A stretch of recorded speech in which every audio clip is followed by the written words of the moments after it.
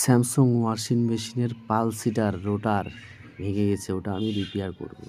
এই যে রোটার এক সাইড ক্ষয় হয়ে ভেঙে গেছে, আর একটা সাইড ভালোই আছে, কিন্তু আমি দুটো সাইডই ওই সাইড কেটে নেব। তার জন্য লাগবে একটা 6 ইঞ্চি পেরেক। এই যে পেরেকটাকে আমি ঢুকিয়ে দেখে নিচ্ছি হবে কিনা। এবার পেরেকের একটা সাইড আগে কেটে নেব। এই যে কেটে নিচ্ছি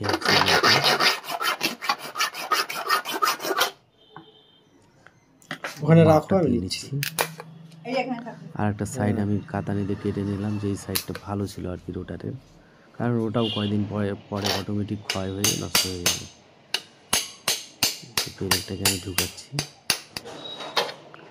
ঢুকানো হয়ে গেছে। এবার অন্য সাইডটা, ওই সাইড কাটা হয়নি, আমি সাইডটা কাটছি। পেরেকে কাটা হয়ে গেছে। এবার এবড়ো খেবড়ো হয়ে আছে, এগুলোকে ঘষতে হবে, সমান করতে হবে। রোটারের আগে যেরকম সেম যা ছিল ঠিক সেই রকমই রাউন্ড করে সুন্দর করে ঘষতে হবে। তাছাড়া যে প্লাস্টিকের সকেটের মধ্যে লাগবে, সকেটটা নষ্ট হয়ে যাবে।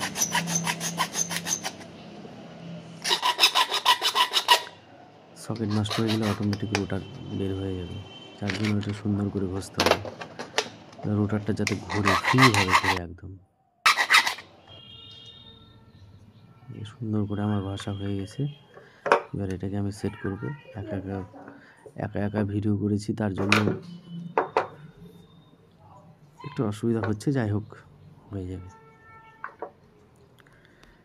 5 টাকা খরচ একটা রোটার রিপেয়ার করার জন্য। তার জন্য যদি হচ্ছে যে কোনো টেকনিশিয়ানকে আর কি কোম্পানি ফোন করলে টোটাল পালসিটার চেঞ্জ হয়ে যেত।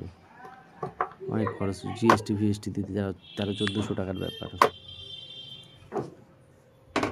আপনি ইচ্ছা করলে নিজেও করতে পারেন, নিজের বাড়ির ওয়াশিং মেশিন নিজেই রিপেয়ার করা যায়, কিছুই লাগবে না।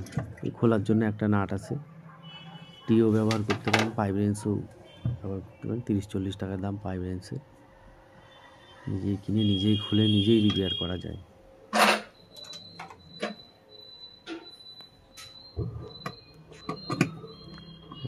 নাট লাগাই দিলে আমার কাজ রেডি।